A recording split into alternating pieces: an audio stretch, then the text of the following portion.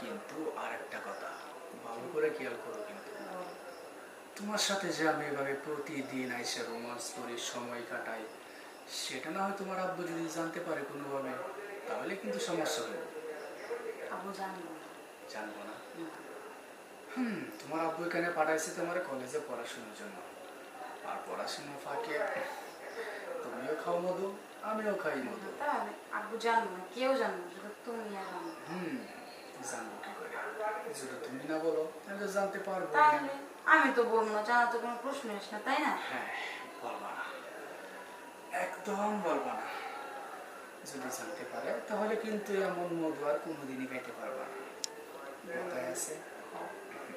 আর একটা কথা, কি বলো? তোমাদের যে হেড স্যার আছে, উনি কিন্তু আমার একটু চোখে চোখে রাখে, ওনার কাছ থেকে একটু দূরে থাকি। আচ্ছা।